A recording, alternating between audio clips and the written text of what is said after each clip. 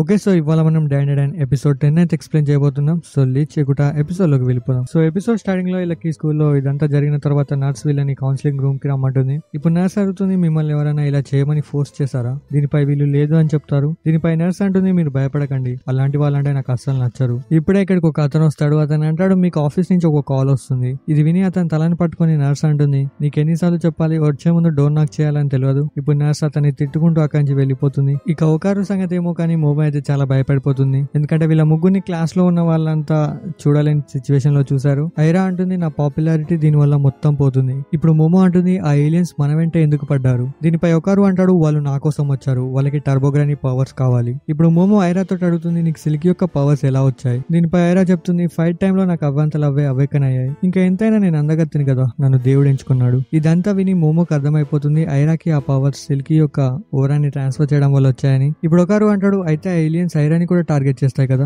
ఇది విని ఐరా సిగ్గుపడుతుంది. ఐరా అనుకుంటుంది, ఒకరు నా గురించి టెన్షన్ పడుతున్నాడు. ఇప్పుడు ఒకరు అంటాడు, మన దగ్గర ఈసారి స్పిరిచువల్ పవర్స్ ఉన్నాయి కాబట్టి ఆ ఏలియన్స్ మనల్ని ఏం చేయలేకపోయాయి, కానీ ఆ పవర్స్ వల్ల ఆ ఏలియన్స్ మనల్ని టార్గెట్ చేస్తాయి. ఇది విని మోమో అంటుంది, ఆ ఏలియన్స్ కి స్పిరిచువల్ పవర్స్ కావాలంటే అవి డైరెక్ట్ గా దయ్యాల మీద అటాక్ చేయొచ్చుగా. ఇది వినగానే ఒకరికి అంతా అర్థమైపోతుంది. ఇప్పుడు ఒకరు అంటాడు, ఏలియన్స్ దగ్గర ఎంత అడ్వాన్స్ టెక్నాలజీ ఉన్నా కానీ వాళ్ళు వరకు భూమి మీద అటాక్ చేయలే. నేను ఇప్పటి వరకు ఎందుకో అని ఆలోచించేది, కానీ నాకు ఇప్పుడు అర్థమైంది. ఎందుకంటే భూమి మీద భయంకరమైన స్పిరిచువల్ పవర్స్ ఉంటాయి. ఇప్పుడు నేను దీన్ని కరెక్ట్ గా ఒకరు పాయింట్ ఆఫ్ వ్యూ లో చెప్పాలంటే దయ్యాలు భూమిని కాపాడుతున్నాయి. ఇంకా ఏలియన్స్ ఇంత అడ్వాన్స్ టెక్నాలజీ ఉన్నాక కూడా దయ్యాలని ఓడించలేకపోతున్నాయి. అందుకే వాళ్ళు మనలాంటి వాళ్ళని టార్గెట్ చేస్తున్నారు. వీళ్ళు మనల్ని పట్టుకొని మన మీద ఎక్స్పెరిమెంట్స్ చేసి మనకన్నా పవర్ఫుల్ గా అవుదాం అనుకుంటున్నారు. ఇంకా ఒకరు ఇది కూడా నమ్ముతున్నాడు, అతను ఇంకొక గోల్డెన్ బాల్ ఏలియన్స్ దగ్గరనే ఉన్నాయని. ఇంకోవైపు మోమో ఇంకా ఐరా ఒకరు చెప్పింది ఒక్కటి కూడా వినరు. ఎందుకంటే వాళ్ళకి నిజంగా చాలా టెన్షన్ గా ఉంది స్కూల్ వాళ్ళకి ఏం చెప్పాలనేది. ఎందుకంటే ఇప్పుడు వీళ్ళు ఏలియన్స్ తోటి గొడవ పడ్డామని చెప్తే వాళ్ళని వింటారో ఎవరు వినరు. ఇప్పుడు ఐరా అంటుంది, ఇదంతా నువ్వే చేపించావని చెప్తా.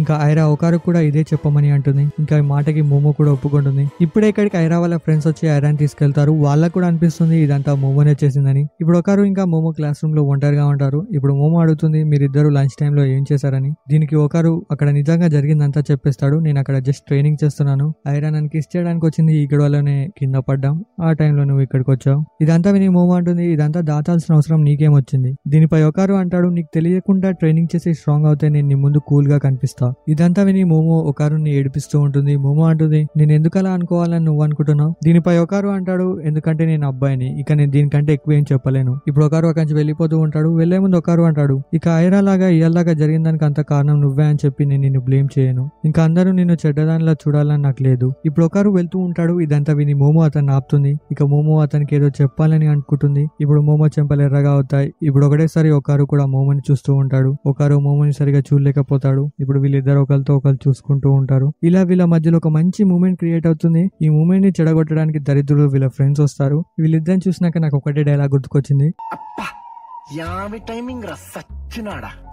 ఇప్పుడు మోమో వాళ్ళ ఫ్రెండ్స్ అంటారు, నువ్వు క్లాస్ లో నుంచి సడన్ గా మాయమైపోయావు, ఇంకా మీరు ముగ్గురు ఇందాక అలా ఉన్నారేంటి? ఇది విని మోమో అంటుంది, మీకు చెప్పిన అర్థం కాదు. ఇప్పుడు తిన వెనకాల నా ఫ్రెండ్ తన జీనియస్ బ్రెయిన్ ని వాడి మొత్తం ఒక స్టోరీని క్రియేట్ చేస్తుంది. ఇక ముందు నా ఫ్రెండ్స్ ఆమెకి సపోర్ట్ గా లైటింగ్ ఎఫెక్ట్స్ పెడుతూ ఉంటుంది. ఇప్పుడు ఈమె అంటుంది, డి సెక్షన్ లో ఐరా అనే అమ్మాయి ఉంది, ఇంకా ఆమె నాకెడ్ గా ఉంది. అంటే వీళ్ళ ముగ్గురు మధ్య లవ్ ట్రయాంగిల్ నడుస్తూ ఉంది. అయితే ఇద్దరు అమ్మాయిలు ఒకరు యొక్క మనసుని గెలుచుకోవడానికి ఒకరితో ఒకరు గొడవ పడుతూ ఉన్నారు. అందుకేనేమో మోమో ఇంతకు ముందు క్లాస్ లో పిచ్చి దాని లేక బిహేవ్ చేస్తూ ఉంది ఐరాని ఎలా కొట్టాలని. ఇదంతా విని మోమో ఇంకా ఒకరు ఏమి చెప్పలేకపోతారు. ఇంకోవైపు మనం ఐరాని చూస్తాం. ఐరా పాపులారిటీ ఇంకా పెరిగిపోతుంది, తగ్గుతుంది అనుకుంటే. సో వీళ్ళ క్లాస్మేట్స్ అంతా ఐరా అమాయకురాలని అనుకుంటున్నారు. ఐరా అనుకుంటుంది, ఇంతకాలం నుంచి ఉన్న పాపులారిటీ బాగా పనికొచ్చింది. ఇంకా ఐరా అంటుంది, జరిగిన దాని గురించి నాకేం మాట్లాడాలని లేదు. కానీ వీళ్ళ క్లాస్మేట్స్ అనుకుంటూ ఉంటారు, ఇదంతా మోమోనే చేసింది. తను ఐరా అందరినీ చూసి చాలా కుళ్ళుకుంటున్నట్టుంది. మనందరం కలిసి మోమోని ఏదో ఒకటి చేయాలి. మనం మోమో గురించి ఇంకిన్ని బ్యాడ్ రూమర్స్ ని స్ప్రెడ్ చేద్దాం. ఇదంతా వీళ్ళ క్లాస్మేట్స్ కాంచి విని ఐరాకి అసలు నచ్చదు. ఇప్పుడు ఐరా వాళ్ళందరికీ నిజం చెప్తుంది, మోమో గురించి బ్యాడ్ రూమర్స్ ఏవైతున్నాయో అవన్నీ నేనే స్ప్రెడ్ చేశానని. అందుకే మీరు మోమో గురించి తప్పుగా అనుకోకండి, ఆమె చాలా మంచిది. ఇదంతా విని వీళ్ళ క్లాస్మేట్స్ షాక్ అవుతారు. ఇంకా ఐరా కాంచి వెళ్ళిపోతుంది. ఇంకా బయటకు వచ్చిన తర్వాత ఐరా ఆలోచిస్తూ ఉంటుంది, నా పాపులారిటీ నేను ఆ చేతులతోనే. ఇక అప్పుడే అక్కడికి మోమో వస్తుంది. ఐరా ఒంటరిగా ఉండడం చూసి మోమో అక్కడ కూర్చుంటుంది. అంతలోనే అక్కడికి బాక్సింగ్ ఏలియన్ వస్తుంది. ఇంకా తన దగ్గర నుంచి వైట్ కలర్ లో ఏదో లిక్విడ్ కారుతూ ఉంటుంది. ఇప్పుడు ఈ బాక్సింగ్ ఏలియన్ అంటుంది, నేను నా పనిని పూర్తి చేయకుండా ఇంటికి వెళ్ళను, ఎందుకంటే నాకు నా ఫ్యామిలీని చూసుకోవడానికి డబ్బులు కావాలి. ఇదంతా చూసి ఐరా సిల్క్ లా ట్రాన్స్ఫార్మ్ అయిపోతుంది. ఇంకా మోమో కూడా తన మీద అటాక్ చేయడానికి రెడీగా ఉంటుంది. ఇంకా బాక్సింగ్ ఏలియన్ వీళ్ళ మీద అటాక్ చేసే లోపు కింద పడిపోతాడు. ఇంకా అతను చికిచిత నన్ను క్షమించు అని అంటూ ఉంటాడు. చూసుకుంటే అతను తన కొడుకు అయి ఉంటాడు. అతను తన కొడుకుకి సారీ ఎందుకు చెప్తున్నాడు అనేది మనం తర్వాత చూద్దాం. ఇప్పుడు బాక్సింగ్ ఏలియన్ కళ్ళు తెరిచి చూస్తే సెయికో వాళ్ళ ఇంటికాడ ఉంటాడు. ఇంకా వీళ్ళు ఇతనికి ఫస్ట్ ఎయిడ్ చేస్తుంటారు. ఇప్పుడు మోమో అంటుంది, చూడండి ఇతను ఒక ఏలియన్, మీరు ఏలియన్స్ ఉంటాయని చెప్తే నమ్మలేదుగా. ఇది విని సెయికో అంటుంది, ఇది నాకు చూడడానికి ఏలియన్ లా అనిపించట్లేదు, ఇదేదో సముద్రంలో ఉండే జీవిలా అనిపిస్తుంది. ఇదంతా విని బాక్సింగ్ ఏలియన్ లేచి నిలబడతాడు. దీన్ని చూసి మోమో అంటుంది, మాతోడు గొడవ పడాలని ట్రై కూడా చేయకు. ఇప్పుడు ఏలియన్ కిందికి నోటీస్ చేసి చూస్తే అక్కడ ఒక కర్రీ ఉంటుంది. దీనిపై మోమో అంటుంది, నువ్వేం తింటావో తెలియదు కాబట్టి మేము నీకోసం ఇది రెడీ చేసాం. ఇదంతా చూసి ఏలియన్ కి చాలా ఏడుపు వస్తుంది. ఇప్పుడు ఆ ఏలియన్ అంటుంది, ఇప్పటిదాకా నన్ను ఎవరు ఇలా ట్రీట్ చేయలేదు. ఇంకా ఏలియన్ దాన్ని తింటుంది. ఇంకా నైట్ డిన్నర్ కూడా చేస్తుంది. ఇక ఫుడ్ విషయంలో సెయికో ఇంకా ఏలియన్ మధ్య గొడవ అవుతుంది. ఇంకా ఓకారు టర్బోగ్రానీ మధ్య. ఇంతకుముందు నేను అంత నోటీస్ చేయాలి కానీ టర్బోగ్రానీ ఇట్లా చాలా క్యూట్ గా ఉంది. సర్లే ఐరా ఇంకా మోమో కూడా గొడవ పడుతూ ఉంటారు. దీని తర్వాత వీళ్ళు మొత్తం ఫుడ్ ని కంప్లీట్ చేస్తారు. ఇప్పుడు ఆ క్రాప్ ఏలియన్ తన గురించి చెప్తూ ఉంటుంది. ఇప్పుడు తన కొడుకు ఎవరైతే ఉన్నారో అతను ప్రతిరోజు బాత్రూమ్ పోయేటప్పుడు చాలా బ్లడ్ ని రిలీజ్ చేస్తాడంట. కానీ అతను బతుకుండడానికి అయితే చాలా బ్లడ్ కావాలి. అతనికి రోజు బ్లడ్ దొరకపోతే అతను చనిపోతాడు. ఇంకా ప్రాబ్లం నా వైఫ్ కూడా ఉంది. ఇంకా నేను దీన్ని సాల్వ్ చేయాలంటే నాకు చాలా డబ్బు కావాలి. ఇంకా వీళ్ళ ప్లానెట్ లో వరల్డ్ వార్ స్టార్ట్ అయింది. ఇతను డబ్బు సంపాదించడానికి వేరే ప్లానెట్లలో వెళ్తున్నాడు పని చేయడానికి. ఇంకా వీళ్ళ బాడీ స్ట్రాంగ్ గా ఉంటుంది కాబట్టి వీళ్ళని బాడీ కార్డ్ టైప్ పనులలో పెట్టుకుంటూ ఉంటారు. కానీ ఇతనేమో చూడడానికి చాలా వీక్ గా ఉన్నాడు. అందుకే ఇతను ఎవరు పనిలో పెట్టుకుంటలేరు. అందుకే ఇతను ఇల్లీగల్ గా పని చేయడానికి డిసైడ్ అయ్యాడు. అందుకే ఇతను మొన్నటి ఏలియన్స్ కి హెల్ప్ చేశాడు. ఇది విని ఒకరు అంటాడు, అంతగా నీకు ఏదైనా హెల్ప్ కావాలంటే నేను నా తమ్ముని ఇచ్చేస్తా, నా తమ్ముని నమ్మితే నీకు చాలా డబ్బు వస్తుంది. ఇది విని మోమో అతను ఆపుతుంది. మోమో అంటుంది, డబ్బు పర్మనెంట్ సొల్యూషన్ కాదు, ఎందుకంటే అతని కొడుక్కి ప్రతిరోజు బ్లడ్ కావాలి. దీనిపై ఒకరు అంటాడు, నాకు అదంతా తెలియదు, నేను జస్ట్ అతనికి హెల్ప్ చేయాలనుకుంటున్నా. కానీ నిజంగా ఇలా ఎవరు హెల్ప్ చేస్తారా బాబు. సర్లే ఇలా వీళ్ళిద్దరు గొడవ పడుతూ ఉంటారు. ఐరన్ ఏమో సిగ్గుపడుతూ ఉంటుంది. దీన్ని చూసి మోమోకి మండిపోతుంది. ఇప్పుడు బాక్సింగ్ ఏలియన్ అంటాడు, మోమో చెప్పింది రైట్, నేను ఏదైనా పర్మనెంట్ జాబ్ ని చూసుకోవాలి. ఇప్పుడు బాక్సింగ్ ఏలియన్ అక్కడి నుంచి వెళ్ళిపోతూ ఉంటుంది. ఇప్పుడు సెయికో అతను ఆపి అంటుంది, నీ దగ్గర నుంచి ఏదో విచిత్రంగా స్మెల్ వస్తుంది. సో ఇందాక మనం ఏదైతే వైట్ లిక్విడ్ ని చూసామో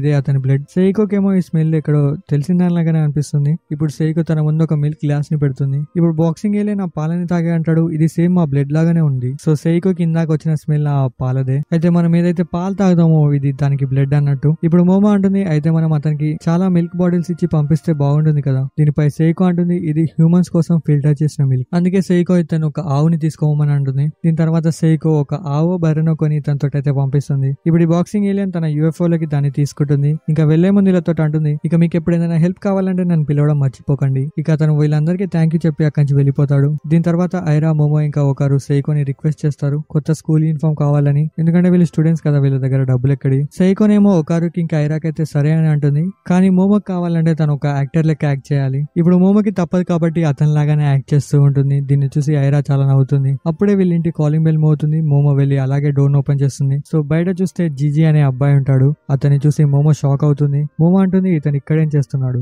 ఒకరు సెయికోతో అడుగుతాడు ఇతను ఎవరని. దీనిపై సెయికో చెప్తుంది, అతను మోమో చిన్నప్పటి ఫ్రెండ్, ఇంకా మోమో ఫస్ట్ లవ్. ఇది వినగానే ఒకరు షాక్ లో ఉంటారు. ఒకరికి కోపం, బాధ అన్ని ఒకటేసారి వస్తాయి. సో పాపం ఒకరు నిజంగా చాలా బాధపడిపోతాడు. అయినా మనం దీన్ని పెద్ద పట్టించుకోవద్దు, ఎందుకంటే మోమోది ఫస్ట్ లవ్, అది ఎందుకంటే జరిగిపోయింది. కానీ ఒకరు బాధ ఒకరిదే. సరే జేజే ఇక్కడికి అసలు ఎందుకు వచ్చాడు అనేది మనం తర్వాత ఎపిసోడ్ లో చూద్దాం. ఇంకొక బ్రో కామెంట్ చేశాడు, ఒకరు లోపల టర్బోగ్రానిక్ పవర్స్ లేకపోతే అతను వేస్టే కదా అని. వేస్ట్ ఎందుకు అవుతాడు బ్రో, ఒకరికి జస్ట్ తన బాల్స్ కావాలి. అతనికి తన బాల్స్ దొరికినాక మోమోతోటి సంతోషంగా ఉంటాడు. ఒకరికి పవర్ లేకపోతే ఏం లేదు, జస్ట్ నార్మల్ లైఫ్ ని లీడ్ చేస్తాడు. కానీ అలా ఉంటే స్టోరీ ఎలా రన్ అవుతుంది. సో ఫైనల్ గా నేను చెప్పొచ్చేది ఏంటంటే, ఒకరు లోపల టర్బోగ్రానిక్ పవర్స్ ఉన్నా లేకపోయినా ఒకరికి మోమో ఉంది, అదొక్కటి చాలా అతనికి. ఇంకా తర్వాత ఎపిసోడ్ ఇయాల్లో రేపు రిలీజ్ అయ్యేటట్టే ఉంది. దీని తర్వాత దానన్నా ట్రూ బ్యూటీ నెక్స్ట్ ఎపిసోడ్ అయినా కవర్ చేస్తాం. మనం మళ్ళీ కలుద్దాం. బాయ్.